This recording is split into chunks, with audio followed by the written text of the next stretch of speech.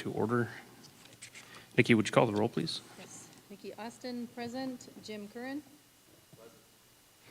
Rich Depre. Present. Eric Ekdahl. Present. Mike Broseth Jr. Present. Teresa Keene. Present. Dylan McGuire. Present. Terry Montgomery. Present. Bill Vosberg. Is Bill not here? No. Okay. Okay, we have a quorum. We are in session.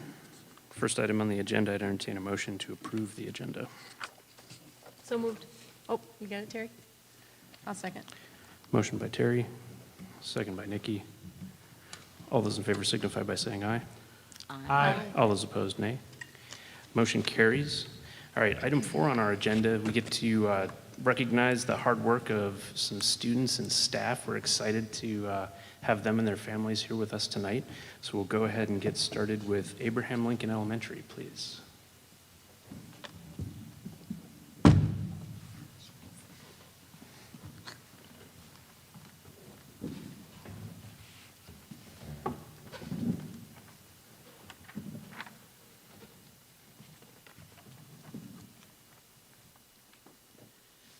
Good evening. We are here to celebrate Lorelei Estep. She is a 5th grader at Abraham Lincoln Elementary School, and when her name popped up as one of the nominees that we got to choose from, I got super excited. Lorelei has worked extremely hard to overcome some obstacles. And this year, she has had an extreme focus on her academic work, and because of that, she has thrived. So Mr. Niemeyer is going to share a little bit more about Lorelei. Okay, so I've been kind of having Lorelei in the back of my mind because she's been having such a great year. And it's hard to describe just what she does every day because she just is a constant person who's organized, ready to go, and is just so incredibly kind. So I asked some of your fellow classmates to say some things about you. Now, when I do this for everyone because I'm really bad at doing this, so I have your classmates do it. And I usually get a lot of like nice, kind, like one-word answers, which, don't get me wrong, lots of people said you were kind and nice. Everybody seems to have like a story about how you helped them. So that was really cool. Like, somebody mentioned that you took them to the nurse when they were hurt. Always including everybody. She tells the best jokes. I had a hard problem, and she was there to help me out. Apparently, you beat somebody at tetherball every single day. I did. So that was another one. I haven't gotten that one before, but somebody said you beat me in tetherball all day, every day. Jacob. That was Jacob. And another person was like, she really helps me during ELA time. And then another person said, she is my BFF, 3 exclamation points and 2 hearts. So that's pretty cool. And if that doesn't show you how much you mean to our classroom, I'm really going to miss you next year. And I'm really glad that I got to spend it with you. So.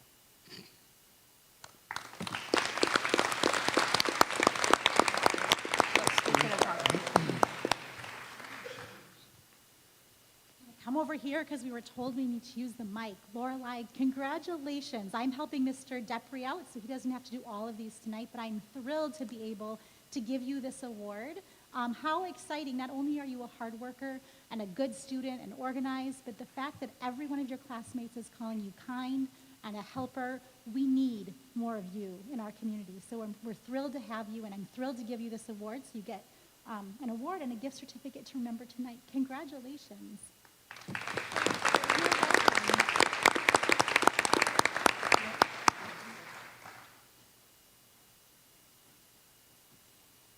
Right, next up is Northside. Please let Mrs. Timmerman do North Side.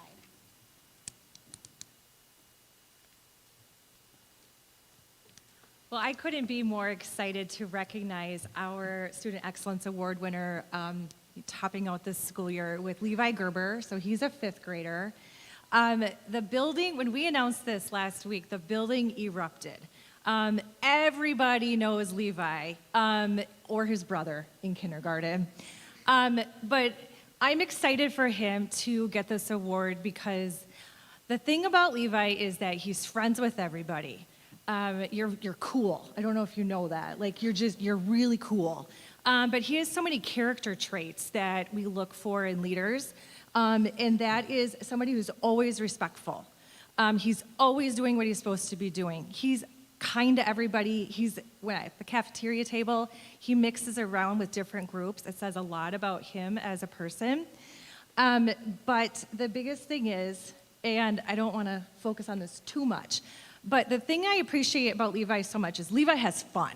And sometimes Levi makes mistakes, and that's okay. I don't want to make it sound like he makes mistakes all the time. But he always takes responsibility. He's always respectful, and then he owns it and runs with it, and then he steps up as the leader. So I am really excited for you, Levi. I know you're going to go very far in middle school, high school, and beyond. And here's Ms. Copleen to talk a little bit more about what she sees in the classroom. So Levi, everything Mrs. Sturman said is completely true, man. You've been amazing since day one in 5th grade. In fact, probably since the day you stepped at Northside. And everybody in that school is extremely proud of you. I had a feeling you'd be getting this award since September, but I thought it'd be really cool as a 5th grader for you to get it in May, because how can you end any other way, right? So I wrote something up, kind of started in September, but kind of been writing it out throughout the year, so I kind of got something here for you, buddy. So each month, the students work toward earning a brag tag at Northside based on their actions. The first month was about goal setting, and Levi has done a great job with this. He is constantly looking for ways to better improve his work with his behaviors, even though that's not really necessary, his work, and his leadership capabilities. He works extremely hard to reach those goals and even surpass them. The next tag is based around organization. Levi's desk, cubby, and backpack are always neat and clean. He is surely locker ready for next year. The next 3 are problem solver, listener, and teamwork. He goes above and beyond in all these areas. He shows perseverance when it comes to challenging work. For example, during Forward Week, there were many times where I could tell that he was solving some intense questions. But instead of putting his head down, he got out scratch paper and kept trying new strategies until he felt like he got the right answers. I also appreciate the fact that Levi rarely has to ask me for directions more than once. That is a breath of fresh air in me, trust me. All right? And so also your leadership capabilities are above and beyond, and it's great to have a student who's able to hold themselves in class, but you spread that leadership and everything that you have to every other student, so that brings it out in them, and that is just amazing for a teacher. It really is. This leads to our next brag tag, teamwork. As you can tell by now, he's always making sure that no one is left behind. Whether he's working in a team on the football field, playing the drums in African ensemble, or partner work in math, he is constantly working as a team because he believes that putting more than one mind to work will help achieve not only his goals, but everyone else's as well. This directly relates to the last 2 of self-control and leadership. It takes a student of the month to earn every single brag tag, and that's who you are, Levi. And the middle school is sure lucky to have you in the years coming, but we will miss you dearly at Northside.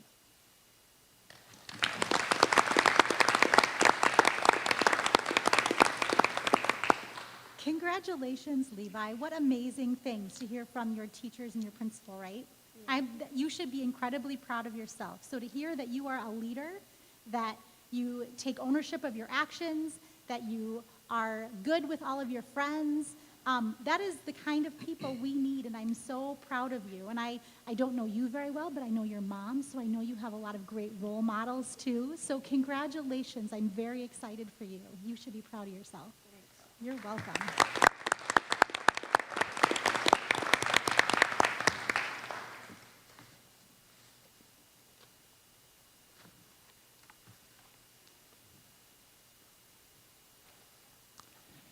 Kaylee the Incredible, this is your night.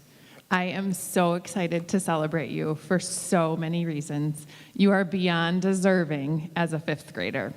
This morning, when we planned for the fire truck celebration, there was 3 vehicles leaving Parkside because there were so many people that wanted to be a part of your celebration. So you're incredibly lucky because by the time you're a 5th grader, it's not always true that all of your teachers are still at Parkside, but all of your teachers are still there, right? And then other teachers in the building did not want to miss out on this celebration. And Kaylee, that speaks volumes to the great student you are, the good friend you are, the leader you are, and the incredible amount of perseverance that you've demonstrated in all of your years at Parkside. Mrs. Lehrman? I'm Lee Lehrman. I am Kaylee's 5th grade teacher, representing all of those teachers that were supporting her this morning. And she has a little backstory. So Mrs. Ramey's got her shirt on, and some of you probably know her backstory. Was that 2nd grade? Was that the start of all that? I think so. I don't know, 2nd grade. She, had another battle besides school, and here we are today, thriving and doing amazing. So I don't know if it was that developed the grit that Kaylee has, or if it's because she's got older siblings that she's trying to keep up with. But absolutely, that's something that shines bright, is that work ethic and that grit that Kaylee has when school is hard, when I don't think any social things are hard for you because you're a really good kid and everybody likes you, and you're kind about not rolling your eyes when maybe some of those people aren't listening that Mrs. Copeland was talking about, and you're so sweet to those classmates of yours. And she has all the traits that we look for in Student of the Month. She's a leader, she's a hard worker, all of those things, but the 2 things that really stand out that set her apart are 2 traits that even us as grown-ups sometimes are reluctant to do, and that's ask questions when we need help and ask for help. And she's really good about doing those 2 things that have helped her grow immensely, and we're very proud of her. Congratulations, Kaylee.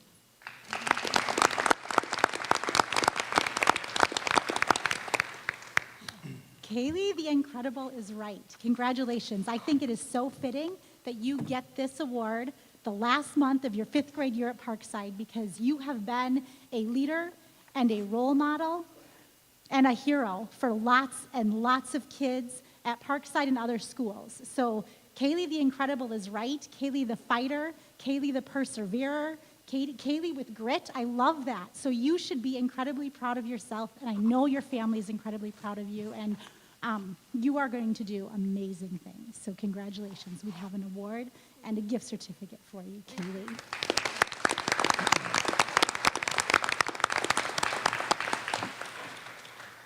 The middle school.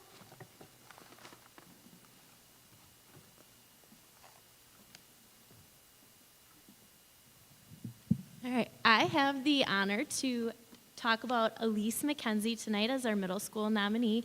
Kind of like the 5th grade teachers were talking, like what a great way to kind of end your time before you're off to the high school, and a long time coming.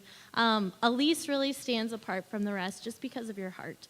One of the things that can be really challenging, especially at middle school, and we talk about this in our brain unit, is the planning and thinking ahead and thinking about how your decisions today might affect you tomorrow and how your decisions today affect everybody around you. And that is something that you do really, really well. Everything that you do, you are so conscious of how your actions can impact others and impact yourself, and that is huge in middle school. And it really makes a difference on your peers. It makes a difference on your teachers. Yeah, I know if I'm having a bad day, Elise is one of those people that I'm like, yeah, this is going to be a good hour. Like, you bring joy to everybody around you.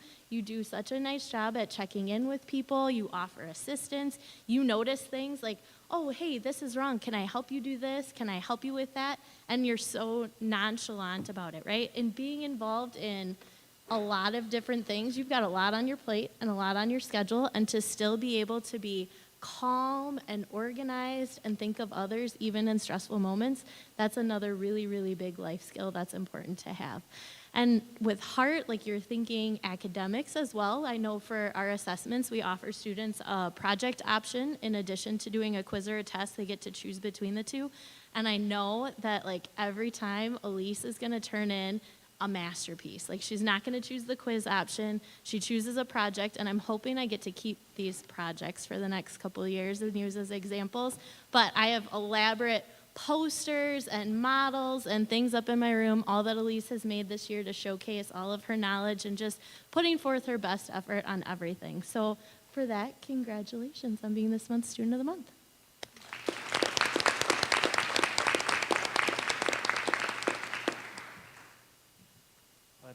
That's fantastic to hear, Elise. I am really excited to be able to present you an award to be Student of the Month Student of the Month. And some of the things that were mentioned that I really, really want to applaud you and thank you for are having a presence of mind to understand that the actions that you take and the things that you do with your peers in school, they have meaningful impact to everybody around you.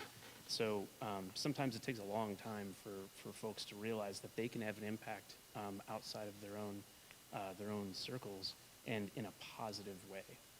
So we can't thank you enough for all the hard work that you do to make a difference in middle school every day. We've got a certificate for you to remember the evening and a gift card to Barnes & Noble. Congratulations and keep up the great work.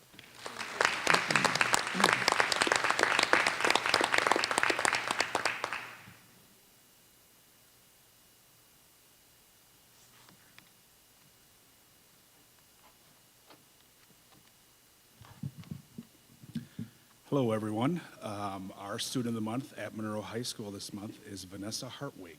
She's a senior at Monroe High School. Pretty amazing young lady, already has an amazing resume. I hear she's one heck of a welder, and I know we have some people from Monroe Truck here that hopefully can back that up. But I'm told she does a really nice job welding. I'm not going to steal the thunder of Ms. Carper and Mr. Saunders because I know they have a lot of things to talk about Vanessa about and that they nominated her for, so I'll let them take over. So I'm Kara Carper, and I'm the SOAR coordinator.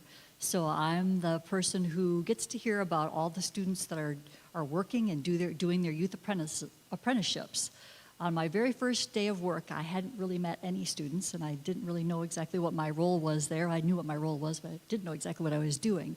And Vanessa popped into my office, and I got to learn about a day in the life of Vanessa. So this was last year. She was a junior at the time, 16 years old.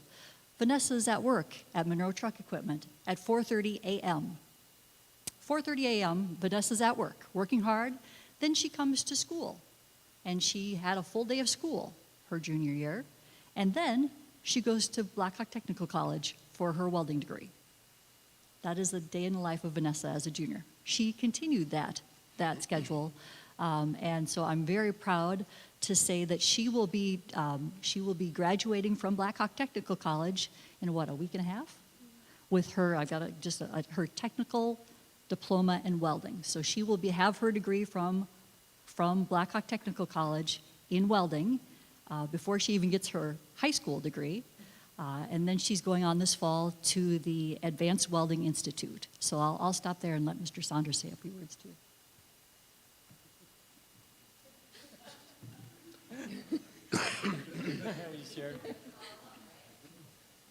Well, it's hard to follow up because, it's amazing her progress and just her attitude, and we did talk about grit already, but for a young person to get up that early, my family knows I'm an early riser and I get after it, but I don't get up at 4 o'clock unless I'm turkey hunting. So, and she does it a lot. So she's just was an incredible student.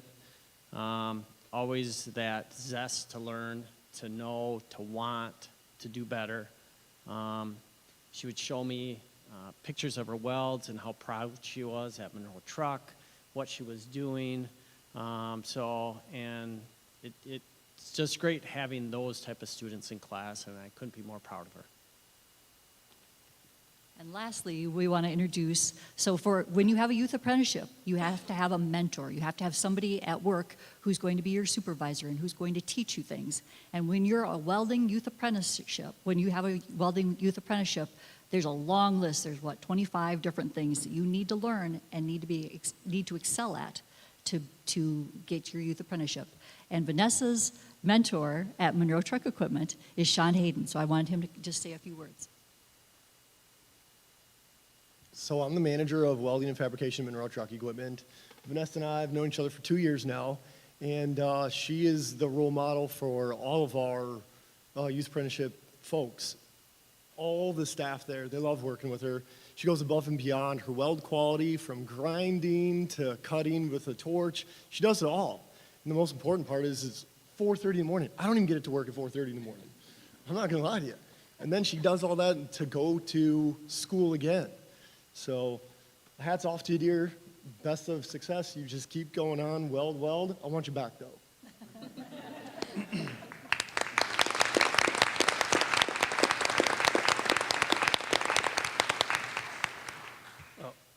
Vanessa, I've got to say first and foremost, thank you so much for all of the hard work that you're putting in to not only create these opportunities for yourself, but to, I don't know if you realize, you are a role model now for all of the students at the high school that have an opportunity to participate in these youth apprenticeships.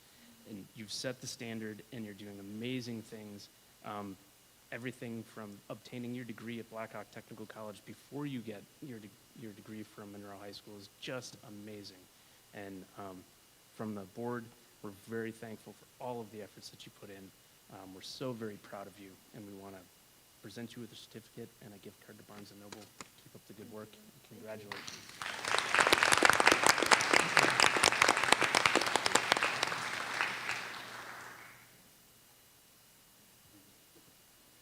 I'm going to have Mr. Saunders turn around and come back this way. He tried getting out of here, but he can't do that. So we have the pleasure of having the Staff Excellence Award winner be from Monroe High School this month, and that is Mr. Dan Saunders. And that's really fitting because one of his students was just honored as our Student of the Month.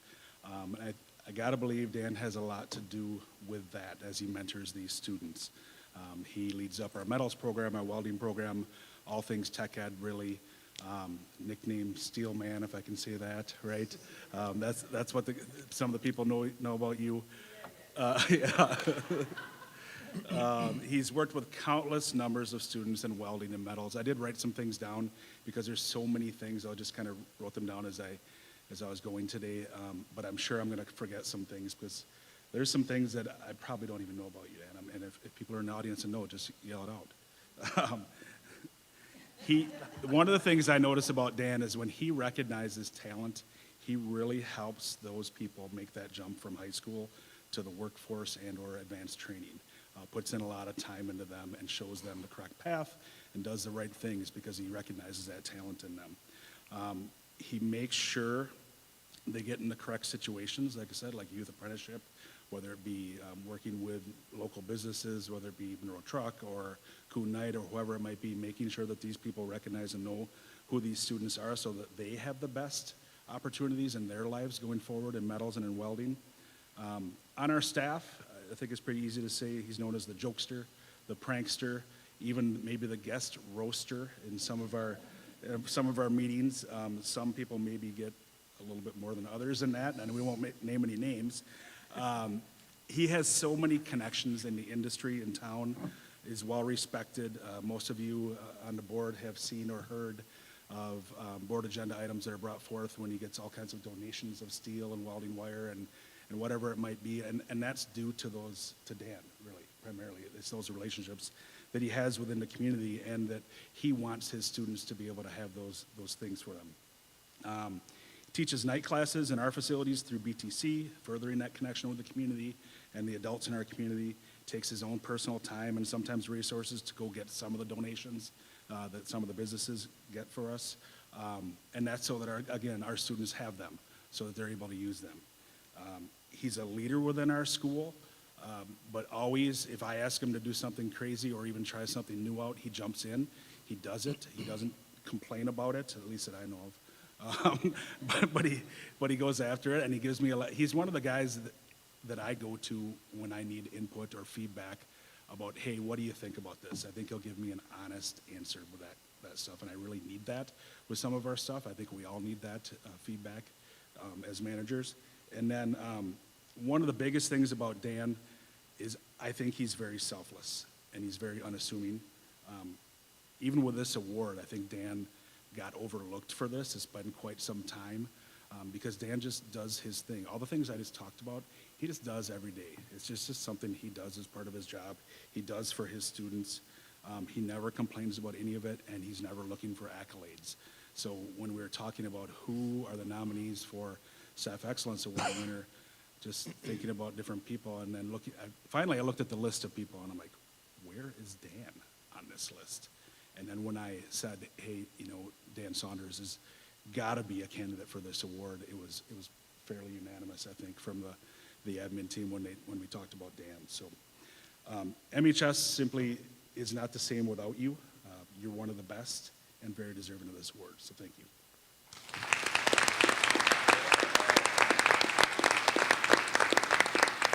All right, Mr. Saunders, it's hard to follow up, Mr. Jackson. So many great things. One of the things that I wanted to make sure I highlighted was the fact that you work so tirelessly to identify aptitude and opportunities for our students to get them engaging careers and to make sure that they understand what is available and what is possible for them. That effort that you put in every day, and you probably don't consider this to be in this manner, but you are having an impact on generations of community members in Monroe, and in a very positive way. And from the board, we can't thank you enough for all of the hard work that you put in every day to make all of those opportunities possible. So from the board, we've got a plaque here to celebrate today, and then the floor is yours, sir.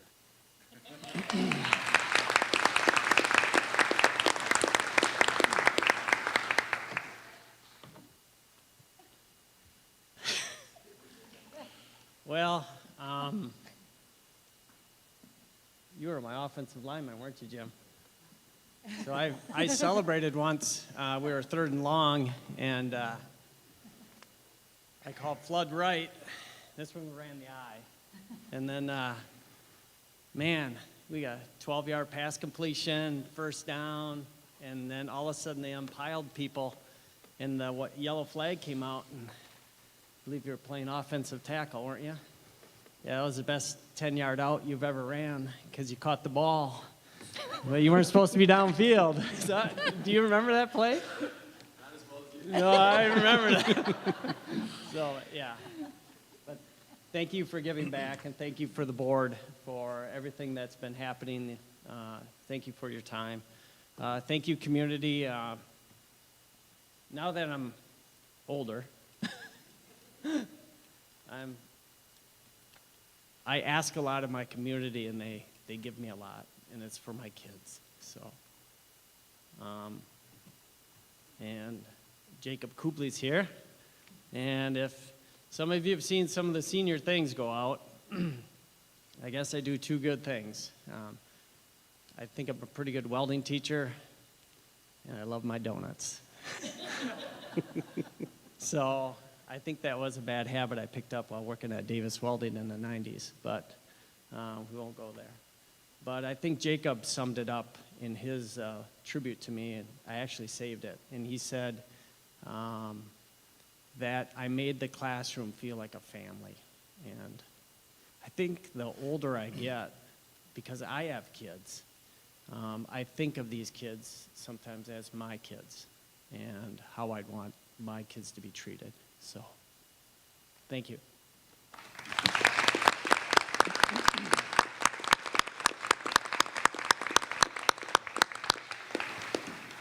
All right, congratulations to all of our student and staff excellence winners for this evening, and thank you for all of the individuals and their families who came to join us tonight.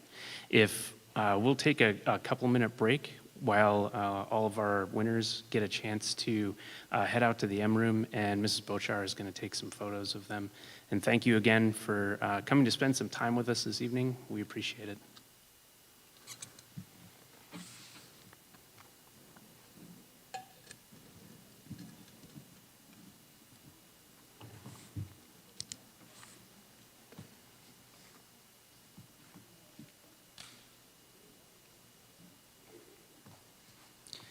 All right.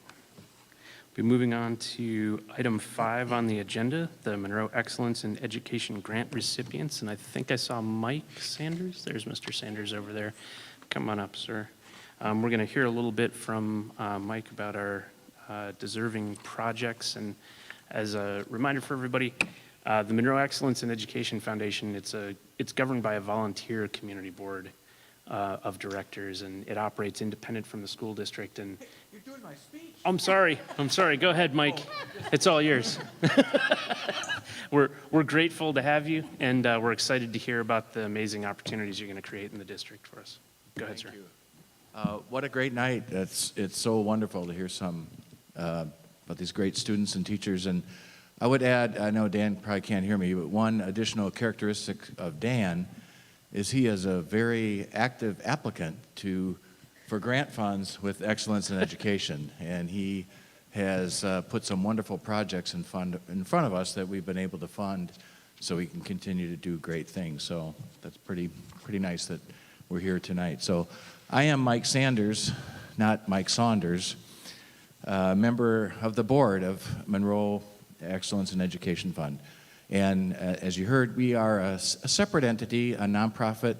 We work under the umbrella of the Community Foundation of Southern Wisconsin. So if you see Linda Gephardt around town, thank her for her work. And she's part of the glue that holds us together, along with Cindy Ruppnow. Without the two of them, we wouldn't be able to do the great work that we do. So our job is simply to raise money and support educational programs, innovation, new opportunities, and also some recognition of achievements of students and teachers in the Monroe School District. We were founded in 2002, 21 years ago. Our first grants were awarded in 2003, 20 years ago. We gave out that day 9 grants totaling $3,000. Since that time, we've made over 180 grants and awarded over $200,000 to teachers throughout the district. And the most exciting part of our work, I mean, we like to go ask people for money and raise money. That's fun too. But when we get the teachers come and talk about the things they're doing, and we just see for me, I feel really good about the teachers in the district and the exciting things and people that our kids get to work with going forward. Our future is great. So tonight I'm here to share that we're going to award 8 more grants for approximately $38,000.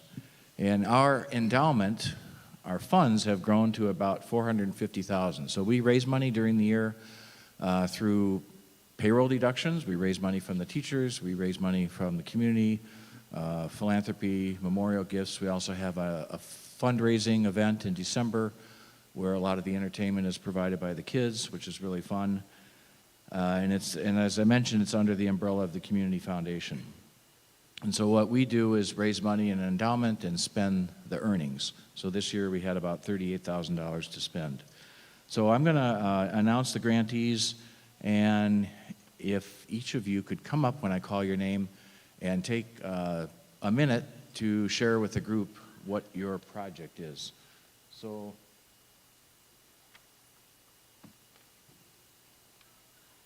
and these are fake checks. And Ron, you'll notice they're made to the school district, made out to the school district, not the teacher. So first, Kate Kelly from Parkside to talk about the CKLA engagement support. And Cindy will be after me if I don't announce it. Don't run off. We're taking pictures out there just like the kids did. Okay, so go ahead, Kate. Hello, I'm Kate Kelly, and I'm here on behalf of the 3rd grade district team. The district team put together a whole list of different things that we can use to help support our new ELA curriculum that we received this year. The students absolutely love the curriculum, the teachers absolutely love the curriculum, and so we're very excited to be able to add things such as models and maps and just some other hands-on and engaging pieces to make this curriculum even stronger for our students. So thank you.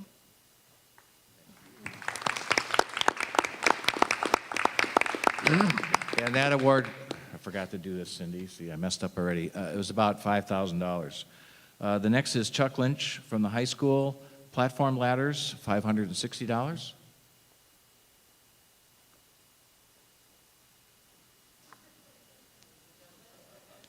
Yeah, he's back. He's back. Congrats, He's by back. the way, for your other.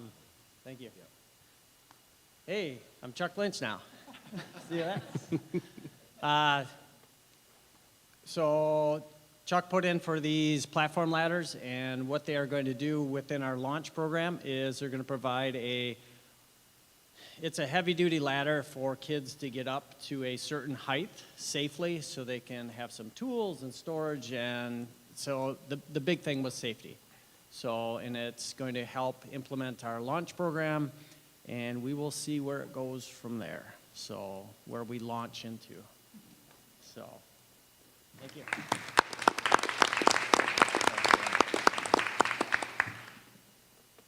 Okay, Alyssa Quinn and Juanita Butler for cue ball. So they're going to explain what that is. If you on the board don't know what that is, I know there are never rowdy board meetings, but if you ever had one, a cue ball could help. At Abe Lincoln, we're super excited to have these cue balls. So my name is Alyssa Quinn, and I teach 2nd grade. Juanita Butler, I teach 4th grade. And a cue ball is a wireless microphone, and it's in the shape of a ball, and you can pass it around the classroom, and it helps kids with the confidence to speak in front of their peers. It also kind of gives them that position in the classroom where they can be leaders in a positive way. So we're just super stoked. We'll be able to have one for every grade level at Abe.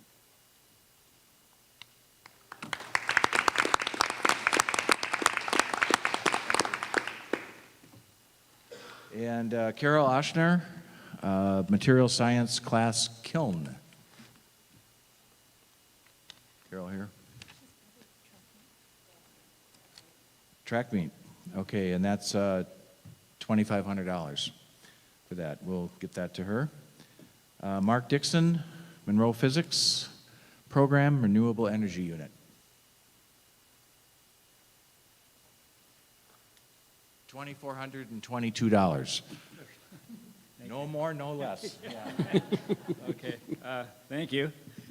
Anyway, so our grant is, or I guess my grant is, thank you, by the way, is designed to study different fuel sources. So we're looking at gas, diesel, ethanol, electric cars, and hybrid cars. And our goal is to figure out the energy consumption in order to create that kind of fuel.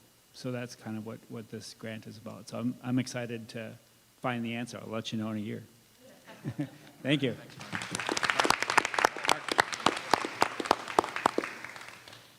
And Lisa DeMuth and Amy Timmerman, Virtual Reality Project. We will take you there.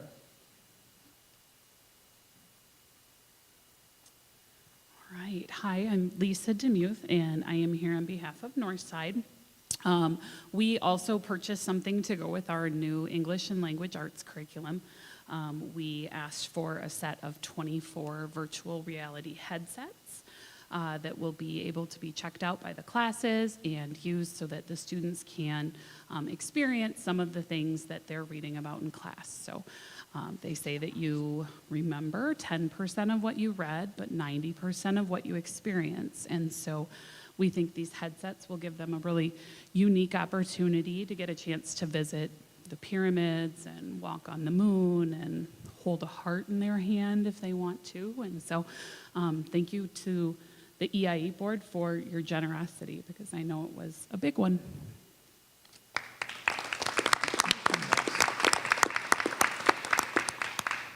So this was a little over $14,000. And I can tell you, we had a big debate over this. It sounded awesome, but it's also a lot of our budget in one project. But the crew that was leading this put together a really good proposal and talked about how, with coordination throughout various classrooms, a whole lot of kids are going to be able to have access to this new technology. So it's pretty exciting. The next two, maybe Kara, I'll call you up for both.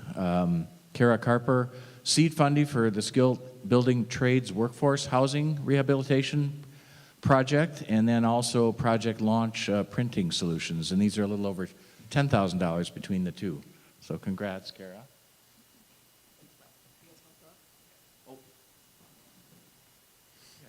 We'll bring in the team. So for those of you who aren't familiar, that we've got a new launch program that we just started this year that provides project-based learning for our juniors and seniors who sign up for the class. It's a year-long class, and so the teachers are teaching classes, and then the students are taking what they learn in those classes and putting them into real-world projects that we're doing for our local businesses and organizations. So this year we started with media solutions and business analytics. So we started with two, we call them strands, two topic areas. Next year, we're adding two additional strands, One is light building trades and the other is behavioral health. So for light building trades, so you think about it, if you are doing a light building trades real world project, you need some seed funding to get that project done. And so we are working closely with, we have teamed up with Blackhawk Technical College and Greene County Development Corporation to renovate a house. And so this provided some seed funds to buy the materials, the wood, the PVC, whatever it is that the students would need to renovate this house. So that's the first project. And the second project, I think I'll turn over to this team who know more about it than I do. All right, I'm Jan Douglas, and I'm Morgan Roberts. and I'm Erin Speth. And we're the teachers for Launch Media Solutions. We're very thankful to EIE to provide us with the funding to purchase a Roland freestanding printer and die cutter. Our students will use this to create prototypes and products and deliverables for their clients that they're working with in the community. Oh, and also a laptop to run the software. I forgot that one. That's very important.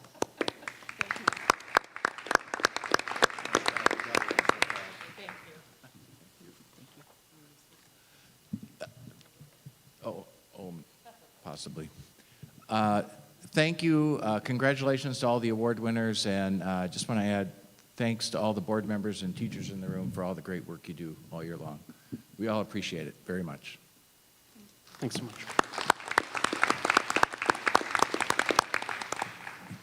All right.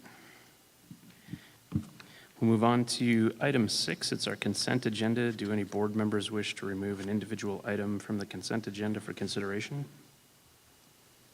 Hearing none, we'll read them into the record. We're approving the Board of Education minutes of April 24th, 2023, the Board of Education special meeting minutes of May 1st, 2023, approval of support staff resignation, Kaylee Becker, middle school account secretary, approval of support staff retirement, Leslie Howarth, middle school cook after 27 years of service, approval of professional staff hiring, Emma Wilmot, Northside first grade, Kaylin Miltz, Parkside kindergarten, approval acceptance of community donations, Lisa Gellings, $50 to the Fashion Club Kristen's Closet Project, Francie Bieneman, $100 to the MHS Fashion Club Kristen's Closet Project, and Blue Scope Buildings, 30 to 40 pieces of steel plate drops to the MHS welding class. And of course, we're always so grateful for the continued support from the community in the form of donations. And I also wanted to make one note on Leslie's retirement. So folks may not know that you have to submit a letter of resignation and then the board gets to review them. This letter I got to read and I got to giggle all the way through it. So it was fantastic. You're really going to be missed, Leslie, and I'm looking forward to your Life of the Cafeteria Worker volume set. Sign me up for the first one. So any comments from the board? Ditto everything you said. Yeah. To have a sense of humor like that, she, I'm sure, was a fantastic force in the middle school in the lunchroom. So a great resource to the kids that is retiring. So thank you. All right. Entertain a motion if somebody would like to make it. So moved. I'll second. Motion by Mike, second by Teresa. By voice vote, all those in favor signify by saying aye. Aye. All those opposed, nay. Motion carries. Next item is public comment. Cindy, do we have anybody signed up for public comment? We do not. Okay. No old business for this evening. New business for this evening. First item is approval of a Board of Education resolution. So this is a resolution in support of and recognition of Teachers Staff Appreciation Week, which is next week. And for folks that are unfamiliar with board resolutions, the board can choose to take a stance or publicly acknowledge any topic in which they feel is important or needs to be imparted to the community based on its importance. And tonight, before the board for action, we're going to consider a Teacher Staff Appreciation Board resolution. So I'm going to read it into the record. The board resolution states, whereas our district's teachers and staff mold future citizens through personalized guidance, care, and attention, And whereas our teachers and staff serve students of differing backgrounds, abilities, and interests. And whereas the future of our community and our nation depends in part upon providing high-quality education to all students. And whereas teachers and staff have had to adapt to unprecedented circumstances over the past several years. And whereas our teachers and staff have shown resilience, creativity, and compassion in rising to the challenge of staying connected with our students and family. And whereas our community recognizes and supports its educators in molding the future of this community. Whereas we recognize our teachers and staff are among the most committed and dedicated to the children of our communities in the state of Wisconsin. Therefore, be it resolved that the School District of Monroe School Board proclaims May 8th through May 12th, 2023 to be Teacher and Staff Appreciation Week, and be it further resolved that the School District of Monroe School Board strongly encourages all members of our community to join with it in personally expressing appreciation to our staff for their dedication and devotion to their vital work in developing an authentic, innovative, connected, and inspired experience for an ever-changing future.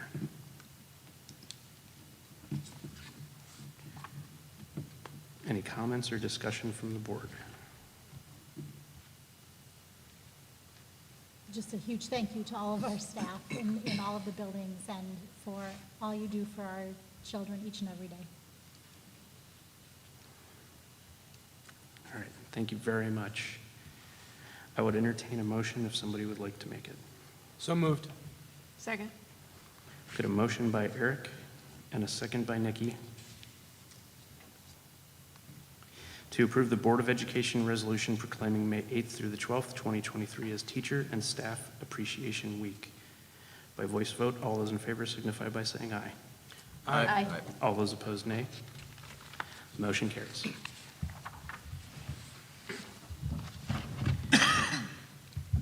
Next two items before the board for approval will be approval of open enrollment in and open enrollment out. We'll take them in that order, and I'll hand it over to Mr. Figueroa to walk us through those two items.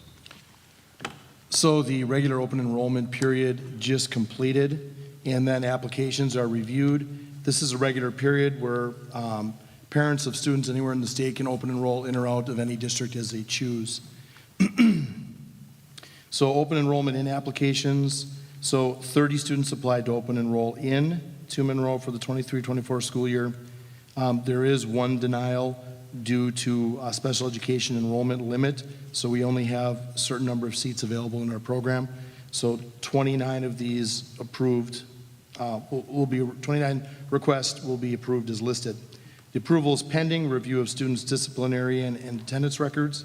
According to School District Policy 5111 and open enrollment guidelines, the district may deny applications due to disciplinary records, expulsion information, and habitual truancy documentation.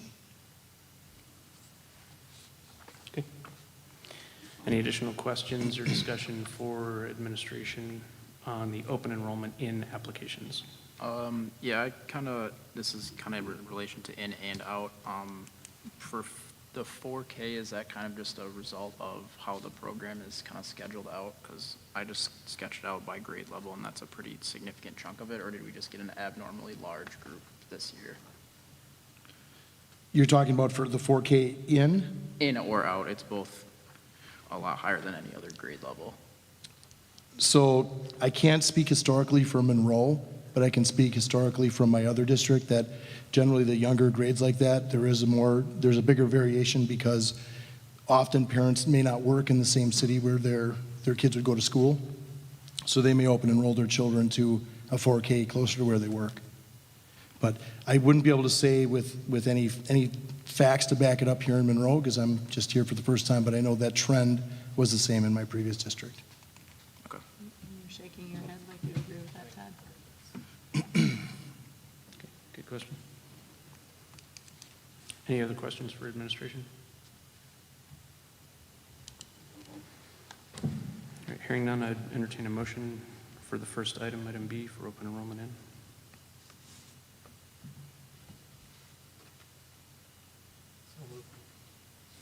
Second. Motion by Mike, second by Jim. To approve open enrollment in applications for the 23-24 school year as listed. Additional discussion? By voice vote, all those in favor signify by saying aye. Aye. All those opposed, nay. Motion carries. Do you want to cover the open enrollment now? Sure. So for our 23-24 school district open enrollment out applications, we had 40 students that have applied for open enrollment out of Monroe for 23-24 school year, and we recommend that these requests be approved as listed. Again, the approval is pending review of the students' disciplinary and attendance records. According to the school district policy 5111 and open enrollment guidelines, the district may deny applications due to disciplinary records, expulsion information, habitual truancy documentation. So again, and Dylan kind of asked this question, there's a lot of pre-K and K on this list. We also have, I believe, 7 that are looking for virtual options for various reasons on the open enrollment out. So last year in both of these categories, we took a look, and we had 35 open enrollment in and 35 open enrollment out. So that's just a comparison. Okay, thank you. So last year the net was 0. This year the net is 10 to 11, depending on one of the denials. Correct. Okay. Any questions on the open enrollment out? So do they have to open enroll out every year, or they just do this once and then they're good once they're accepted into their new district? So generally speaking, they just do it one time, and once they're accepted, they're in. Yep. No, that's a good question, Mike. And so it's also, the numbers that we're talking about right now are the net for this year. They don't reflect the total open enrollment out and in currently in the district that you would see reflected during the annual meeting, right? It's in our book, Yes. our budget book for the annual meeting, right? Yeah, and there's usually some great variation. A lot of people who apply for open enrollment, whether it be in or out, often don't follow through with it. And I think you noted some of the families might have applied to 2 or 3 districts, right? So it's kind of keeping their options open. And now there was a point in time when this was the only window for families to do it. Now they have the opportunity to kind of apply throughout the year. So we also have some rolling ones that just happen during the year, ins and outs, that aren't during this large window at the start of the year. And then if the student open enrolls out and they still live in the district, so next year if they decide to come back to the district, do they have to reapply to come back in? No, they always have the right to return to the resident district at any point in time.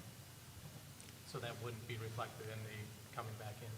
Correct, yeah. You don't see the fact they rejected and came back. They just do it. Or some of these families may not even start the year. They might just, wherever they applied to, they may just start the school year here. They might have did it because there was a pending job or a pending house transaction or whatever, and then it may or may not have worked. Thank you. So on these applications, and we've talked about this before, does anybody list a reason? Are they required to list a reason for applying out? So during the regular period, they do not, because it's just open. When emergency open enrollment takes place, then they would have to supply a reason. I have a question. So the 7 students that wanted virtual options, we're not allowing them to do any virtual option like JEDI anymore? So from what I know of a few of the kids, what they're looking for is a program that JEDI doesn't offer. So they're looking for actual school, not just courses. So the JEDI program that we use doesn't run that type of curriculum. Thank you. You're welcome. Okay, any additional discussion or questions? I entertain a motion. So moved. Second. Motion by Eric, second by Nikki, to approve the open enrollment out applications for the 23-24 school year as listed. Any additional conversations or questions?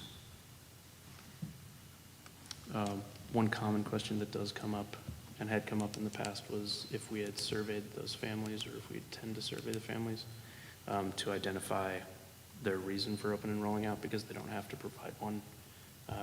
at this phase.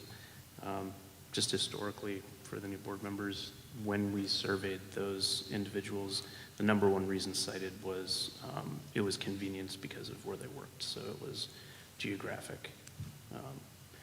We don't intend to survey at this time, is that correct? That's correct. Okay. Any additional questions, discussion? Okay. By voice vote, all those in favor signify by saying aye. Aye. All those opposed, nay. Motion carries. Next item is informational. We'll talk a little bit about a professional staff transfer. Todd, you want to take this? Yeah, sure. Like it says, Ryan Kussler will be transferred into our ELL teacher position that was left vacant by Hannah Ormson's resignation, which was approved at the last meeting. Hannah also made this switch last year around this same time, where submitted a letter of interest and wanted to move into the ELL position. Ryan will be doing the same. Ryan will work with Northside, which will be starting the ELL program there, which will be a great fit for Ryan, who knows the staff and many of the students that are in that building. And then he'll also serve either the middle school or high school based on where we place him, based on some of the data of our student needs. Sable Schwab, who we hired earlier this spring, her experience is actually at the middle school and high school level, so we'll be moving her into the high school role, which will replace Hannah's position. So Sable was hired because it was an added position in our reallocation plan. Okay. And then can you talk a little bit about efforts to backfill Ryan's position at the elementary? Yeah, so this has been a position, this program, elementary Spanish program, over the last few years has been extremely difficult to fill, obviously with the shortage of teachers. The intent of the program at this point in time would be to have 3 elementary Spanish teachers. There's just not Spanish teachers out there. Last year, many of you know we couldn't fill the middle school role, had a difficult time filling the high school role. I know that I spoke with Ryan. He said there was over 30 openings across the state looking for Spanish teachers. Many of those teachers also are looking for a middle school and high school position, not necessarily elementary. So a guy that's been the point person on trying to find Spanish teachers, I can say that it's been extremely difficult to find qualified people. Ryan's been really good. He's obviously kept the program alive this year and serving 3 buildings and traveling between all 3 buildings every week and providing programming to kids to continue that service. So it's a loss, obviously, for the elementary Spanish program. It's a gain for the EL program because Ryan's great. And our priority is obviously that we need to serve our ELL students and make sure that position is filled. That is also a difficult position to hire. I think we had 2 candidates total when we posted the position earlier in the year, and we hired Sable. So again, it's part of not having candidates and teachers in these difficult to fill positions. So it's kind of the reality we deal with in many of our areas across the district for some of these specialty teacher positions. Thank you. Are they not applying at all, or are they not wanting to move here? Are you getting don't get any? applicants. You don't even get applicants? Oh, geez. Okay. For those positions, 1 to 2 applicants, maybe. And that's been consistent over the last 2 years in trying to fill both the ELL position and the Spanish teacher position. When we go to the recruiting fairs and try to recruit bilingual teachers, many times they'll cite the lack of diversity as a reason why they're not necessarily interested in working in our district. It's typically people that have dedicated their career to that kind of work want to work in a place where there's quite a bit of diversity in some of our communities. All right. Any additional questions, discussion with administration on this item? Okay, thank you, Todd. Next item on the agenda is an informational item again. It will be our 4K update. I'll turn it over to Mr. Figueroa to walk us through that. Okay, we invited Principal Sarah Judd. She's the director of our 4K program. So she is going to talk about the 4K enrollment and sites. Hi, good evening. Our 4K program, I just wanted to give you some information on where we currently are for this school year and then moving into next school year. We currently have 4 community-based sites of 4K, and then at ABE we have Head Start and 2 additional classes. This current year, we have 151 students currently enrolled, and we have our 4K program that is 3 hours and 10 minutes, Monday through Thursday for students. For next school year, we are looking at having 3 community-based sites. We currently have 117 students enrolled, and we are moving from a 3 hour and 10 minute session to 3 hours and 15 minutes, which will allow us to have 6 canceled snow days. This year we had 5 and used them all. Some of the areas of focus, we have 10 meetings throughout the year. We meet with the teachers and staff 1 time per month for 2 hours. Some of our focus areas were on the power standards. We created power standards with the 4K teachers, and then we shared them with the kindergarten teachers and got their feedback. We have some new changes with our CKLA curriculum, and so our reading interventionists met with our team in order to provide information such as the focus of capital letters and letter ID not happening until mid-kindergarten year. Previously, our 4K teachers taught letter recognition, and now we call letters by their sounds. So we started making that shift with our 4K teachers in order to better support them for their kindergarten year. We also purchased an SEL curriculum, Spot, for all of the sites. We continued with our focus on a Haggerty program. This was year 2 for us. And the occupational therapist joined us to let staff know, the teachers know what to expect, how to identify deficiencies, and then how to practice skills. So those are some of the things the 4K staff have come together during our meeting times.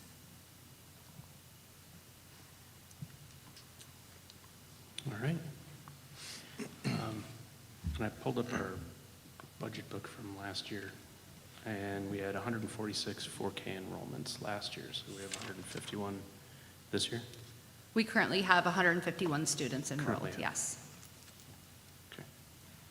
And then for the enrollment for next year, we're at 117 right now, and typically we do get some more students between now and the start of school. Okay. All right, any additional questions, discussion Are on those 4K out? distributed evenly among the sites?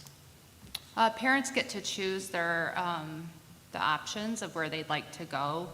Typically, our AM programs fill up quicker than our PM programs. And so after parents choose, it's time and date stamped by when the enrollment starts. So based on their time and date stamped, then they get to choose. Or that we place them at a site.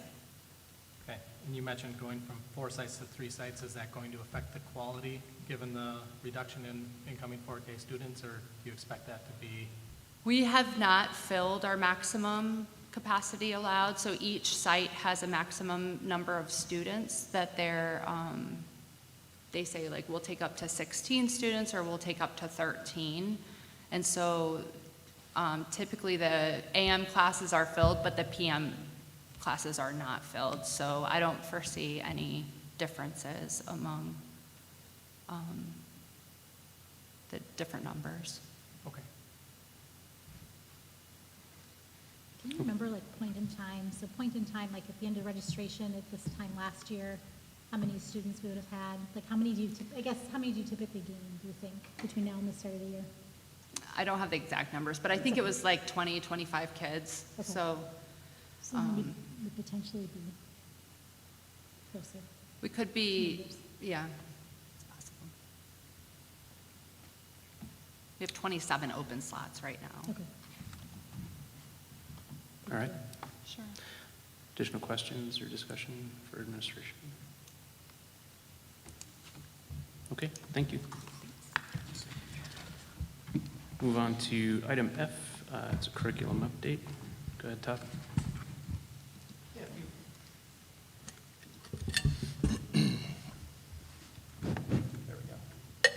She likes to shut me off up there, I think. Just a couple updates. Start with a celebration. I did share a presentation to outline a few things related to this. Talked about ELL staffing. One of the big changes we made last year was moving Hannah Ormson and creating that full-time position at the high school. And you'll see some of this data that it's the work that she's done and that team's done is paying off. This is a representation of some of the district data that we just collected from the assessment that we give our ELL students. They get assessed on reading, writing, listening, and speaking, and an overall literacy score. So I just want to provide an update. We just received this information at the end of April, and some really good news here. And just a reminder to the board or new board members, a summary of some of the work that we've done this year is we did an ELL audit at the beginning of the fall and had somebody come in and do evaluation of our program, look at resourcing, resources, programming, and really give us feedback on areas we can improve on because we had growing enrollment in that area over the last couple of years, specifically at the middle school and high school where we have a lot more students that are receiving services with a lot of needs. So based on that audit and that evaluation, we have made some changes in providing better support to all of our students and making sure that we're getting to all of those kids no matter what level they're at, pushing kids into the classroom more to really be part of core classes. In the past, we pulled them out, provided technical support. We're pushing them in more. And then this year's focus instructionally was on all four areas of the different assessment areas, which speaking, listening, writing, and reading. In the past, we've spent a lot of time just on the reading. So the team had talked about their focus instructionally was really in all four of those domain areas. And looking at the data, you can see if you look at the 21-22 versus the 22-23. So last year we had 30% of our students meet the 0.4 increase, which is what they consider proficient growth. Each year we also, based on where those kids score, if they score a 5, they reclassify and they test out of the program, and then we just monitor them. If they score 4.5, there's a process we go through that we could reclassify them and continue to monitor them. So last year we had 4 total students that met that criteria for reclassification.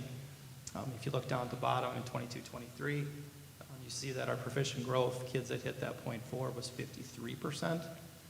And then kids that met the criteria for reclassification was 21 students. So some pretty great growth that's happened, and that team has done really great work across all levels, made some changes. Fortunately, we're losing Hannah, but I think Hannah's been really good about setting things up at the high school to really hand things off to our new staff to continue some of the great services and support that she's been providing.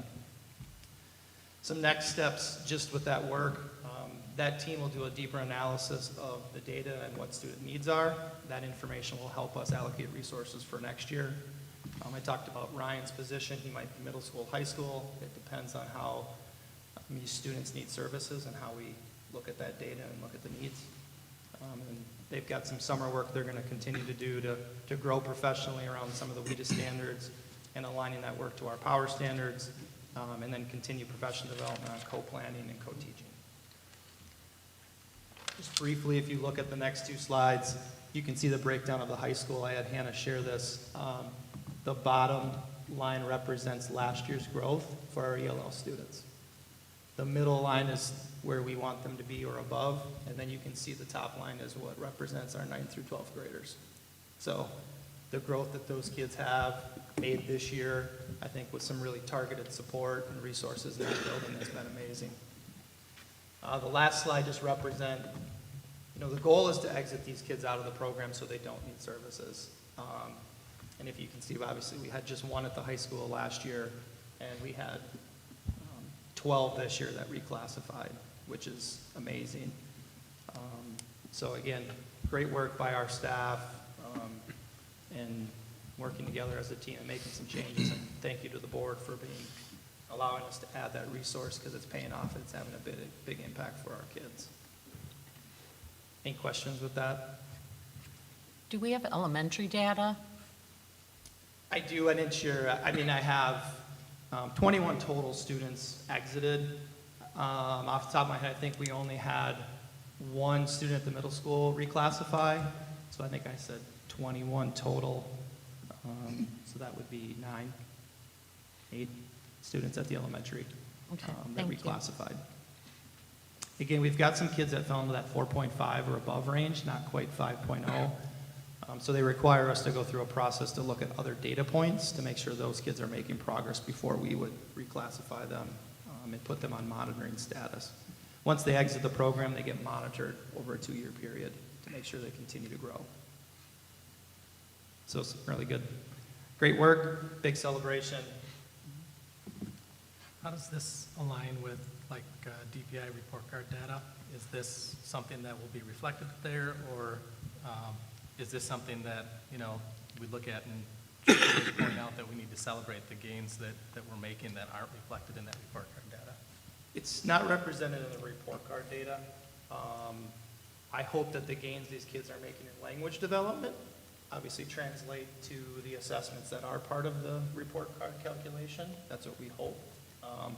But this information, the access score, isn't part of the calculation. Yeah, it's not a direct scoring aspect of the report card.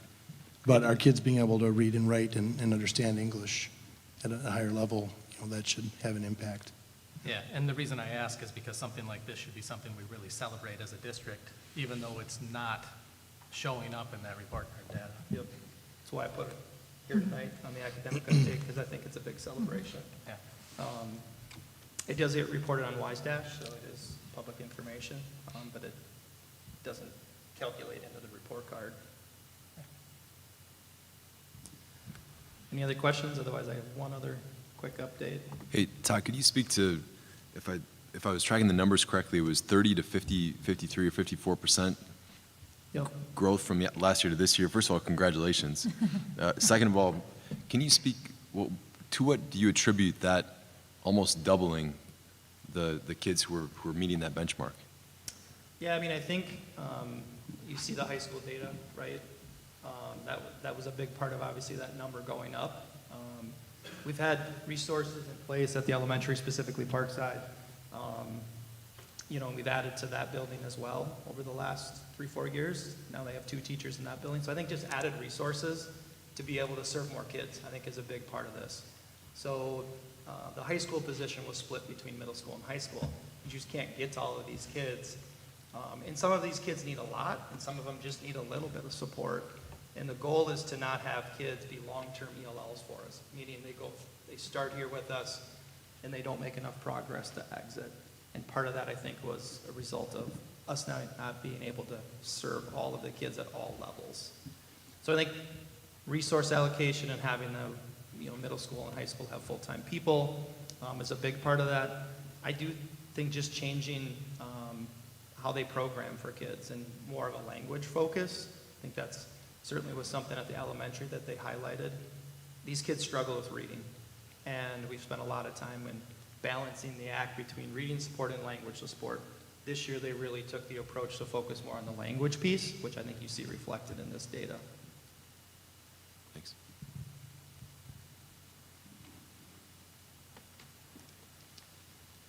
All right, I want to also, any other questions with that before I move on to a quick update with evidence-based grading? All right, second update, I just wanted to give a brief update here. I've talked at the curriculum committee, I think that was a few months back, about the work that's happening with evidence-based grading at the middle school, high school, 6-12. We've got a group of 16 teachers that are piloting for third trimester. We've got over 400 kids that are involved in courses that are piloting this work. So one of the things as we go through this third try, we want to gather feedback from students, from staff, from parents of the experience. So this is just a little bit of data. that we gathered from students last week on their experience so far in third try. So just a couple things I'll point out is, one, you can see the high point there is 82+% there is my teacher focuses on my growth as a learner. Evidence-based grading is a lot of focusing on what are students learning and then how can they grow throughout that process. So we wanted to ask them about growth. That was a high point. And then you can see pretty consistently that around the 70% of students felt like they have a clear understanding of what the learning targets are for the course. What does proficiency look like? So what does success look like on the targets? Where are they at as a learner in that learning process? And then really knowing and understanding how to submit evidence to show what their learning is. So around the 70% mark, and then you can see the low, which I could have predicted, was how do I explain how this works with my grades? I'd say that's been the biggest challenge, is how does that work with our standards and our learning targets and the clarity that we're providing within evidence-based grading connect back to the grade. And kids are so trained and ingrained with seeing an A, B, C in the grade book, and now they're looking at specific learning targets and where they're at in terms of 1, 2, 3, and 4. So 3 being proficient, 4 meeting, exceeding. And that difference has been a challenge for some of our kids who have spent 10 plus years seeing a grade. Some of them experience elementary school, obviously, where we've been doing this work, and they get a 1, 2, 3, but their parents, that's all they know. So this transition is one that I think we have a lot of work to do in helping kids and parents understand how the grades work within this. So we'll continue to gather feedback. The group met tonight. It's hard work, but it's the right work as we move forward. This aligns well with our PLC work that we're doing across the district. And it's about learning, right? And it's focusing in on what are those skills that kids need to be successful in for each of the courses. What are some of the strategies that you guys are thinking about to help folks understand and explain grades to their families at home? Part of the pilot is that purpose too, right? We want to start to expose kids to it, offer parents to come in during parent-teacher conferences to get additional information, put some stuff on the website. I think as we onboard more teachers and more courses and more students next year, we're going to have to continue to provide opportunities for families to ask questions and receive information on what these changes mean and how it's going to look a little bit different when they look at their students' grades. So we know that, our full implementation isn't until the fall of '24.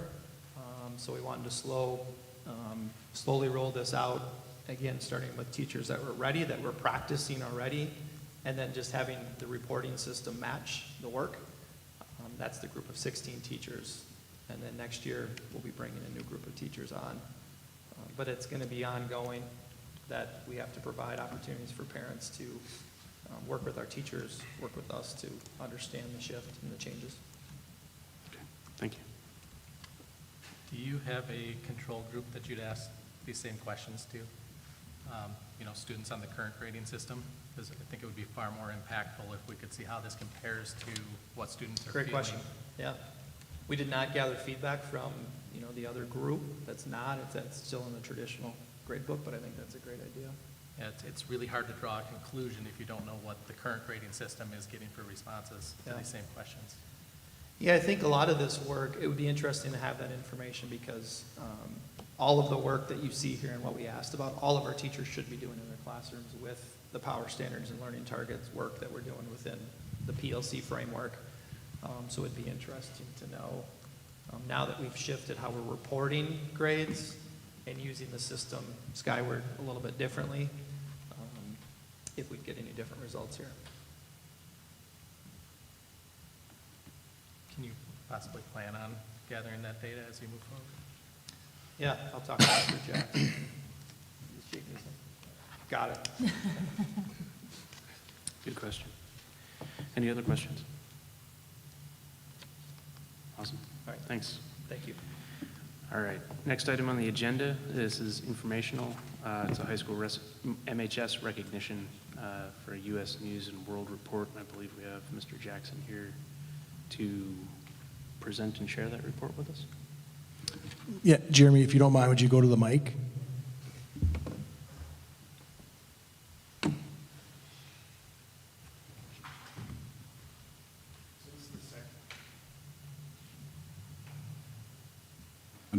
Hey, now I am. This is the second year I've received this email. I know other schools have too, but when we have good information and good celebrations come to us, I think we should share that. And this is just another way that a different organization looks at the same data, much of the same data that is included in our school report card. So I just wanted to share that. I did copy in the board write-up how they recognize this and how they broke it out. And they do it a lot like our old school report cards were, where they look at the average of academic performance and skill attainment across a group and across several different groups, including the underserved populations and those kind of things too. But the big difference with this and between this and the school report card is they're not including growth. So this does not stop the work that we've been doing. I think it just shows us that we're on the right track. That's the area, that's the group that we need to be working with. Growing all of our students, but specifically those targeted group students, and a lot of the stuff that Todd talked about tonight with the ELL growth, with the growth of the evidence-based grading and getting very targeted with that and making sure that students grow on those is the right work to do. So I'm really excited because, one, I get to share that someone recognized us, U.S. News and World Reports, as the top third high school in the state of Wisconsin, top 25% in the United States, which is amazing to hear after all the work that people have been putting in. But then also knowing that that is there with the growth stuff that we're doing. So I'm very, very confident that in the near future, hopefully I'll be talking about that with the report card as well as this. Yeah, no, it's fantastic to see that recognition. So you said again, so Monroe High School is ranked in the top 1/3 of high schools in the state of Wisconsin? Yep. And top 25% in the entire nation? Correct. It's fantastic. 179 out of 545 in Wisconsin, and roughly 4,986, I don't know how to remember that, out of 24,000 in the United States. It's fantastic. A testament to the work that you guys are doing in the high school, and appreciate that. Additional questions, discussion on this item? Just congratulations and thank you.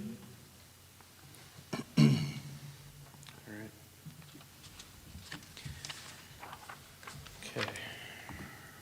Move into item 10, it's informational items. First item is boardsmanship. Just a quick reminder, Senior Awards Night is this Wednesday, May 10th, 7 p.m. right here in the PAC. In addition to that, we need to schedule a data retreat. There's some sample dates in board docs. We're targeting July, is that correct? That's correct. Okay. I think that we probably want to send out the possible dates and then see which ones are most available. Yes, Cindy's always excited about another doodle poll. So we will we'll get that out to the board and get that based on the dates we have there. All right, and so everybody's on the same page. The data retreat is based on curriculum data and performance data. That's correct. Okay. So a little bit more in-depth reporting about how the year went and what we learned from it and what we're doing about it. Okay. I have one other thing here. All right, go ahead. So just one more thing. So Mike Sanders, he talked about excellence in education, and just so people are aware, we had some amazing, pretty much everybody that came and presented some pretty amazing projects. Everybody didn't get a grant. It isn't possible because they do a great job managing funds, but there's not enough money to give everybody what they want.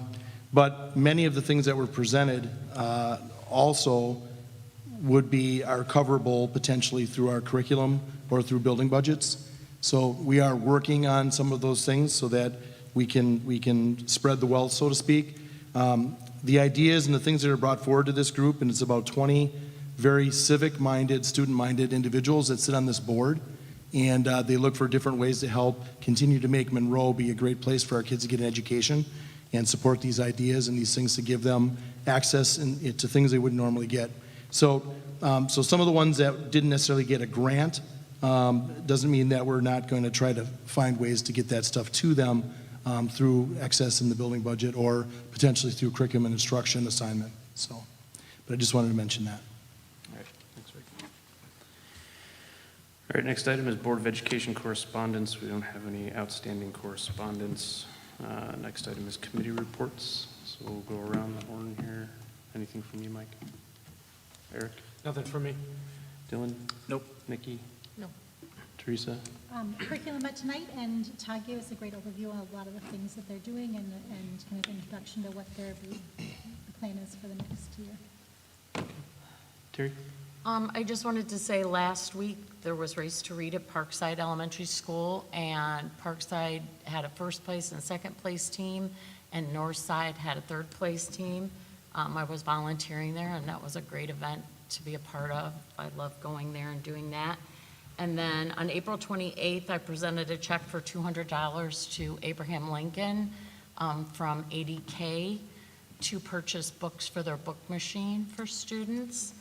And then the last thing is, this past week, we also had 34 awards were given out to Monroe students at the Monroe Women's Club for art projects, short stories, and poems. And then they had one Greene County scholarship that was given out as well. So I just wanted to mention all those great things that happened in our district within the last 7 days. That's fantastic. Thanks, Terry. And remind us again what Alpha Delta Kappa is. It is a teachers' philanthropic sorority that is a national sorority, and there's one in Monroe, the Omicron chapter. Excellent. Thank you. Jim? Nothing for me. All right. I guess I'll stop because we got an update, and I think it's important to say Forensics did a fantastic job, and so did the Little Mermaid. Received a lot of nominations for their play. That was fantastic. And so we just had a lot of really great things. And I was trying to look quick to make sure we just publicly say that at a board meeting, because sometimes we get that, and it's just incredibly exciting to see some of the amazing things that are happening in the district. Yeah, absolutely. And also the Wisconsin School Music Association State Solo and Ensemble Festival brought home quite a few awards on that too. So congratulations to all those individuals. Okay. Agenda items for future discussion from board members. Liaison reports. CDMEA. 5 minutes for the press. Okay, so at this time, we're going to go into closed session. We do have a brief discussion scheduled for after we reconvene into open regarding a referendum update, but at this time, we'll go into closed session per Wisconsin Statute 19.85, paren 1, paren G, conferring with legal counsel for the governmental body who is rendering oral or written advice concerning strategy to be adopted by the body with respect to litigation in which it is or is likely to become involved, to wit, discussion of lawsuit. At 8:30, I would entertain a motion. So moved. Second. Motion by Terry, second by Jim. Nikki, would you call the roll, please? Yep. Nikki Austin, yes. Jim Curran? Yes. Rich Depre? Yes. Eric Ecdahl? Yes. Mike Broseth? Yes. Teresa Keane? Yes. Dylan McGuire? Yes. Terry Montgomery? Yes. And Phil's absent. Okay. So we're going to go into closed